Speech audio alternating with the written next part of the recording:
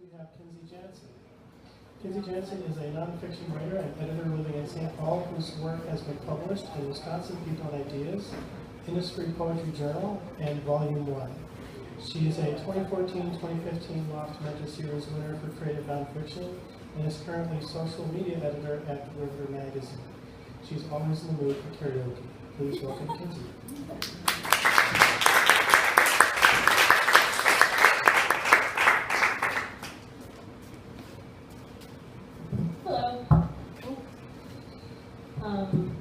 So I actually feel more comfortable singing in front of people sometimes. Not that I'm going to sing for you. This isn't the time or the place for that. But yeah, I'm kind of nervous. But thank you all for being here.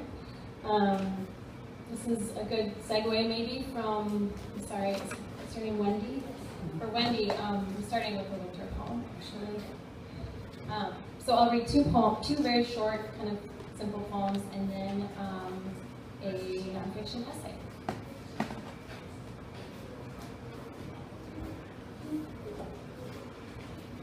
Abridged. After it snows, we do not distinguish between land and land made of ice. It bears us equally, and for a while we wander unthinkingly out. From a bridge above, the world is tread upon lightly. After snow, newness, we sow paths with our feet or fall deep into the boot prints of a stranger, forgetting that it has snowed before.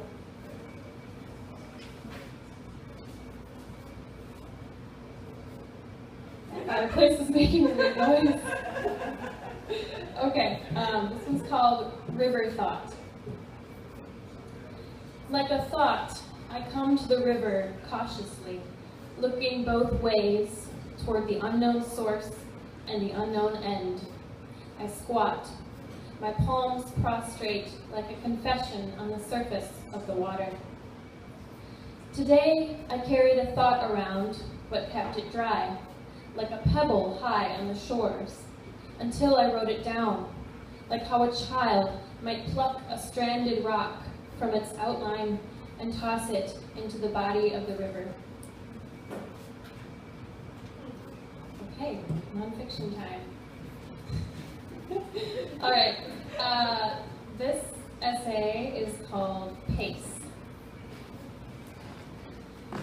My parents' next-door neighbors keep binoculars on their windowsill, next to a Birds of North America identification booklet. In the center of their lawn, an orange extension cord pumps electricity to a bird bath, like a vein to a giant heart. This is how my mom and dad can tell that Steve and Peg are really serious about birds. My parents are fascinated by this sudden pursuit, yet unwilling to join, as if to do so would necessitate crossing a threshold. Today, they watch their neighbors watching the birds, watch Steve unhinging bird feeder roofs and scooping birdseed, watch Peg hanging suet in the maples, almost tripping over the family dog at her feet. From their windowed vantage point, my mom and dad hold mugs of coffee and lean in close, their rings sometimes tapping against the glass. How did they get so old, my mom asks.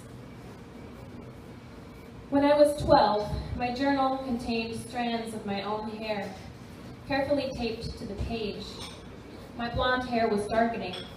I began sticking specimens to the white notebook pages, looping them up so the end was next to the root. In the mirror, the root-to-tip effect was hardly noticeable. Only by staring at the simplified, seemingly magnified version of my hair could I see the new pigment seeping from my roots. I was morbidly fascinated by the transition, and I'd take my journal out of its shoebox hiding place just to stare at it, to steel myself against an embodiment of the future. I was mourning. Maybe, secretly, my parents are plucking and taping and staring too. My dad's briefcase was never without its bulky bow of tied-together running shoes, neon soles, neon laces. Even at a young age, those shoes and that briefcase seemed like a triumph over something generic, like an antidote for a colorless office world. I thought, people must like him for that. My dad is a likable man. My dad used his ASICs every day. He'd coordinate lunch breaks with a group of friends who worked across the street at the Leader Telegram, and they'd take off running, a packed-together group of sweaty, pale skin and muscle. Sometimes, riding along Claremont Avenue, I'd see the group and shriek at them from the passenger window. It was always a thrill spotting my dad in the real world. On Sundays, he would speed home from church and change into one of his Buckshot Run t-shirts. There were 15 of them at least, and nylon shorts, the ones my mother was periodically hiding to send him a little message that they were too skimpy. Then he'd stand at the sink and drink a whole glass full of water, not out of immediate thirst, but as a sort of duty to his body. He knew he'd need it later. "You coming along?" he'd say. "You're a runner at heart. It's in your blood. It's in your bones. You've got the gene." Everyone knew I had a predisposition to running. The only debate seemed to be its location. I'd smile wanly. It was the grammatical tense that bothered me. They didn't say, "You're going to be a runner." They said, "You are a runner." Everyone but my dad. He would just smile and ask if I was coming along, as a courtesy, just as he would ask if I was coming along to Menards, or the driving range, or the city brush pile. He's a patient man. Sometime during my college years, my dad stopped running, though I don't remember exactly when. It was unspoken, something about his hip. I wondered if my mom was finally purging the skimpy shorts from his dresser drawer. I wondered if my dad knew which run was his last. I took note of his sudden interest in bikes, how he traced his thumbs over the lightweight frames at Shields, squeezing his lips together as he squeezed the tires at eye level. He'd duck his head beneath the frames to consider each mechanical aspect from the distance of a few inches. He never spoke as he appraised the bikes. His calculations were mysteries. My maternal grandmother and paternal grandfather were both raised on farms, active and tanned well into their 70s. My grandma keeps her Green Bay finches well watered and stuffed with seeds, and my grandpa makes bluebird houses with kits. At Christmas one year, they were both given bird clocks. Everyone's grandparents were given bird clocks that year. Sometimes during weekend visits, I'd wake up momentarily confused. Was the bird song real or battery operated? Grandma's or Grandpa's house? City or country? Maybe the backyard birds are frightening because they are not an addition to a list of hobbies, but a replacement. Something else gets scratched off. Perhaps we feel our lives tunneling down to inevitability. These standard red hummingbird feeders, these ubiquitous bird clocks, this repetitive song. My dad was never deterred by the rain, or at least he pretended not to notice the threat on days when the clouds thickened like fists. He needed running that badly.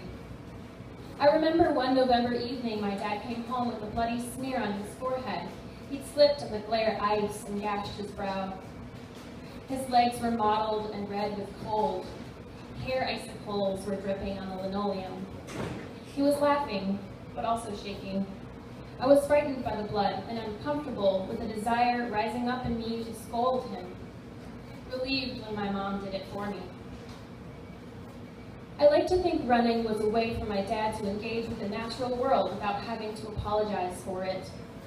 It was an excuse to appreciate the weather and the colors of our tree-lined streets without calling attention to the noticing. If someone notices you noticing a leaf, you stop noticing the leaf. Thoreau said something about that. We look over our shoulders too much. The only time I asked my dad point blank about God, he mentioned this feeling he gets when the sky is suddenly deeper and bigger than he can bear, and wonderful for that very reason. I would play softball again just for the colors of a wet day. When it rained the night before, the infield was saturated with color. I should alert the paint companies, I thought. The bats got all greasy with this golden paste and clanged against the stone of the dugout, which smelled like cold earth. From my new apartment, it's a short walk to the local baseball diamond, but there would be no purpose to the day, no other team, no Blue Jays in cursive on my back. Did I make the decision to start running, or did my bones? The 12-year-old me hated inevitability, but acceptance isn't a loss of agency. The inner no is stubborn and miserly, bending only for itself. The yes of running was oddly restful. I run on the gravelly shoulder of a county road called Lois Creek, named for the creek bed that lies at the bottom of the embankment, out of sight but not earshot. Cars give me a wide berth. The tar is cracked. I notice that. My dad doesn't walk his old running routes, and I know why. When the forest along Lois Creek Road is backlit, the red pines expose the sun intermittently, like a strobe light. When we run, the strobe beats fast, and the gaps are smooth like animation. But when we walk, the blinks are slow. Blink, blink, blink. Unbearable. Dogs don't chase walkers. People don't shout from cars with glee when spotting a walker. You don't need expensive shoes. You're a runner at heart. It's in your blood. It's in your bones. That may still be true for my dad, but people won't say so. They'll say, used to. My dad keeps his worn-down Asics in a cardboard box marked fragile from a long-ago move. In the garage, more accessible, are a pair of garden clogs and a shiny bag of birdseed.